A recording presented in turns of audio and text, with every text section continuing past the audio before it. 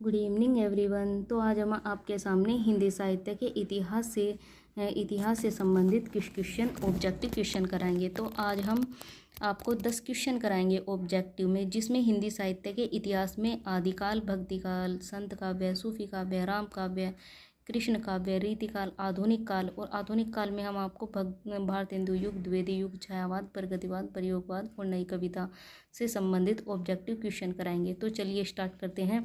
हिंदी साहित्य के इतिहास ग्रंथ में नामकरण और काल विभाजन, इससे संबंधित हम आपको ऑब्जेक्टिव क्वेश्चन कराएंगे। चलिए देखते हैं।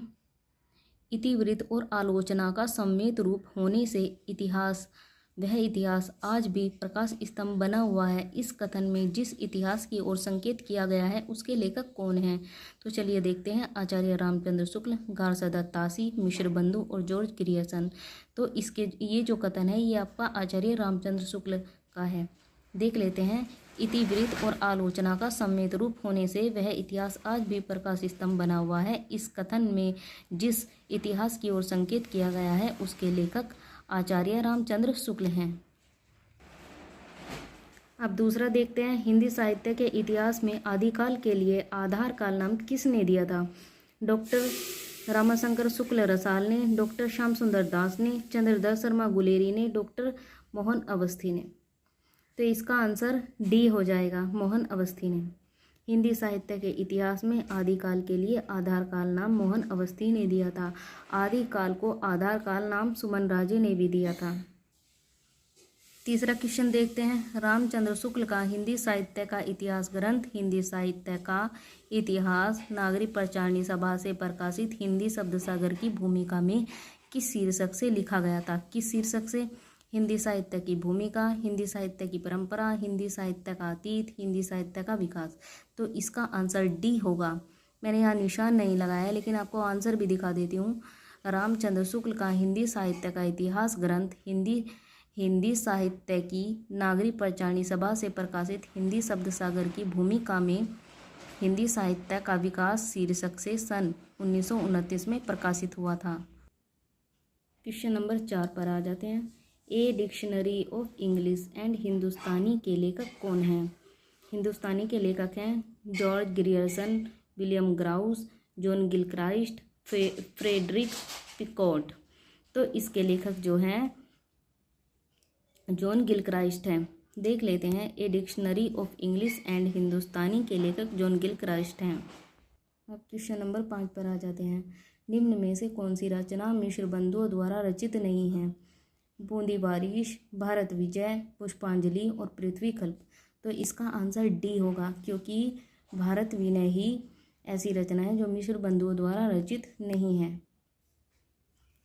Question number 6। Asiatic society of Bengal की पत्रिका के विशेषांक के रूप में निकलने वाला हिंदी साहित्य का इतिहास कौन सा है? The modern vernacular of Hindustan, the sketch of Hindi literature, A history of Hindi literature, Hindi साहित्य का इतिहास।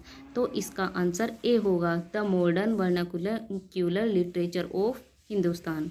इसका आंसर भी देख लीजिए। ए सोसाइटी ऑफ बंगाल की पत्रिका के विशेषांक के रूप में निकलने वाला हिंदी साहित्य का इतिहास ग्रंथ the modern vernacular literature of Hindustan 1888 ईस्वी में लिखा गया था। Question number 7। हिंदी काव्यधारा के संग्रहकर्ता साहित्यकार का नाम क्या है? महामहोपाध्याय हरप्रसाद शास्त्री, महापंडित राहुल साकृत्यायन, डॉक्टर शहीदुल्ला और डॉक्टर प्रबोधचंद बागची।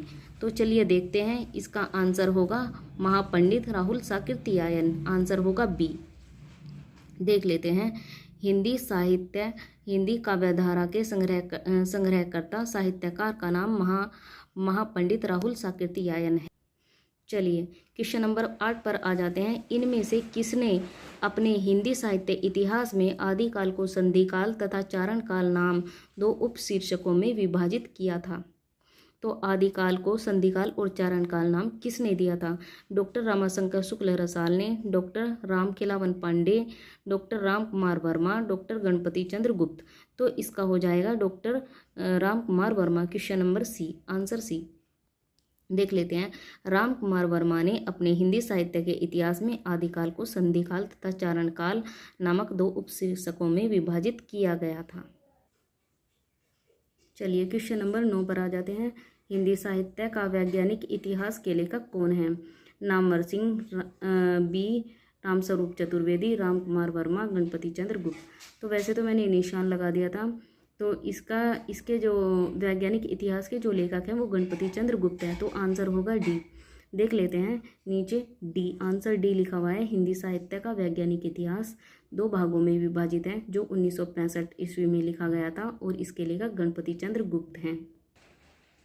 क्वेश्चन नंबर 10 पर आ जाते हैं। हिंदी साहित्य का बृहद इतिहास ग्रंथ, इस इतिहास ग्रंथ का प्रकाशन किया था, किसके द्वारा किया गया था? हिंदी साहित्य का बृहद इतिहास, इस इतिहास ग्रंथ का प्रकाशन किया था भारतीय भाषा परिषद कलकत्ता ने, राष्ट्रभाषा प्रचार समिति वर्धा ने, हिंदुस्तानी एकेडमी इलाहाबाद ने, नागरिक प्रचारणी सभा काशी ने।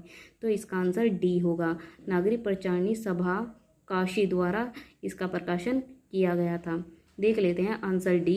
हिंदी साहित्य का बृहद इतिहास ग्रंथ का प्रकाशन नागरिक प्रचारणी सभा काशी ने किया था। तो आज के लिए इतना ही। हमारे 10 क्वेश्चन पूरे हुए, बाकी कल लेकर आते हैं इसी ऑब्जेक्टिव क्वेश्चन के साथ। धन्यवाद।